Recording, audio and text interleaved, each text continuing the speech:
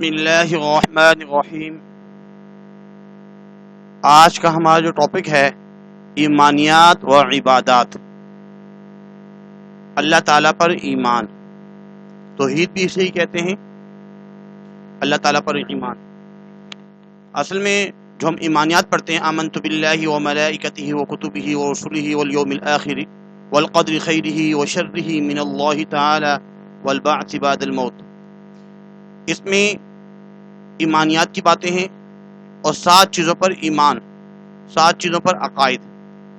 عقائد بڑے بڑے 3 ہیں: عقیدہ توحید، عقیدہ رسالت اور عقیدہ آخرت۔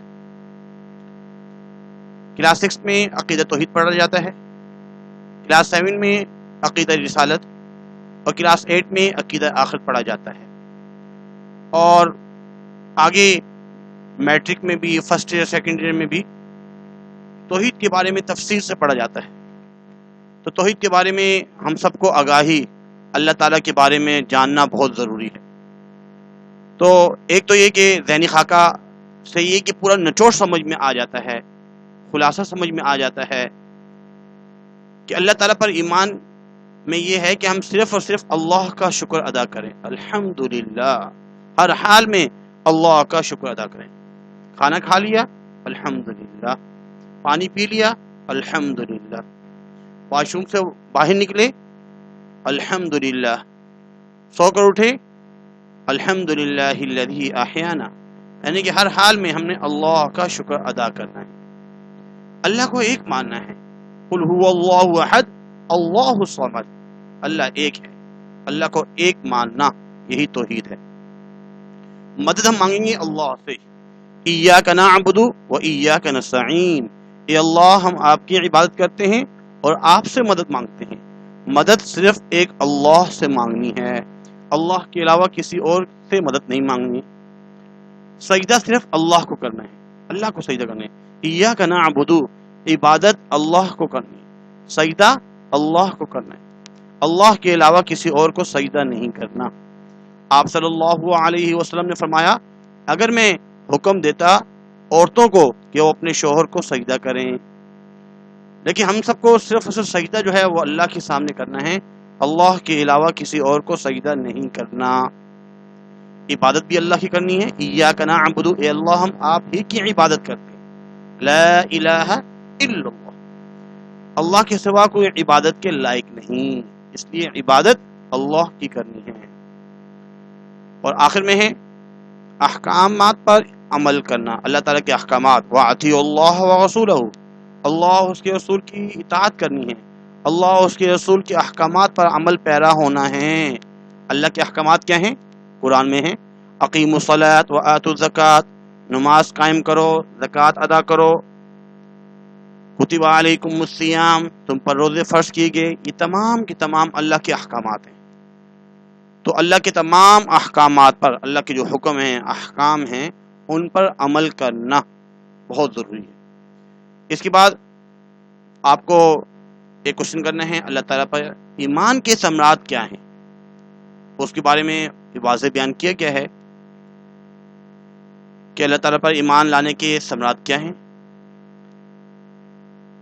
اس کے بعد ایک اور سوال جو آپ کو کرنا ہے، کاپی میں لکھنا ہے، اللہ تعالیٰ پر ایمان کے تقاضے کیا ہیں، اللہ کے تقاضے، ایمان کے تقاضے تفصیل سے بیان کرنا ہے۔ ایک تقاضا تو یہ ہے، اللہ تعالیٰ ہم سے کیا چاہ رہے ہیں، چاہت، تقاضا کہ اللہ تعالیٰ کو وحدہ لا شریک مانے، اللہ کی ذات صفات میں کسی کو شریک نہ ٹھہرایا جائے،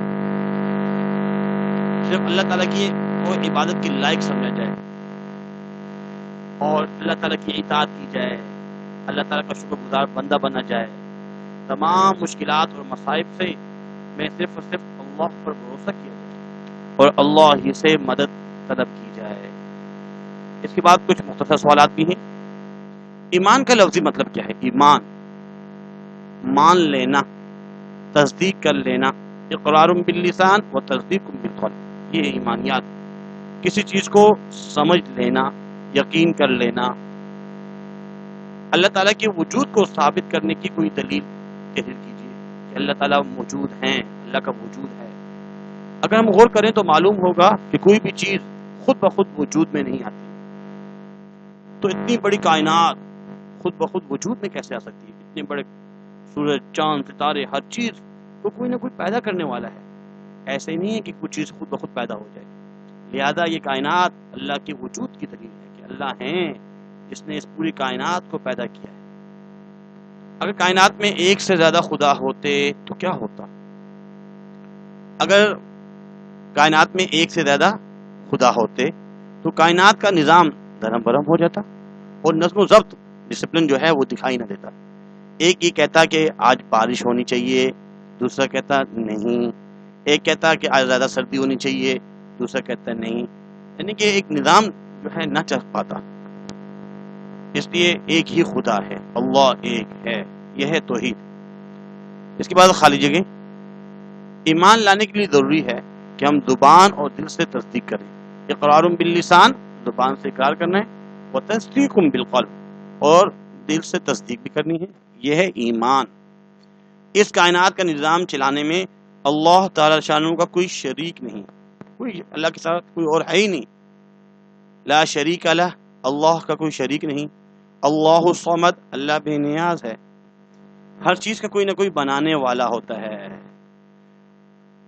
اللہ تعالیٰ نہ کسی کا والد ہے، لم یلد ولم یولد، نہ اللہ تعالیٰ کو کسی نے پیدا کیا ہے، نہ اللہ تعالیٰ کسی سے پیدا ہوئے ہیں، اور نہ ہی کسی کا بیٹا ہے، اور نہ ہی اللہ تعالیٰ کا کوئی ہمسر ہے.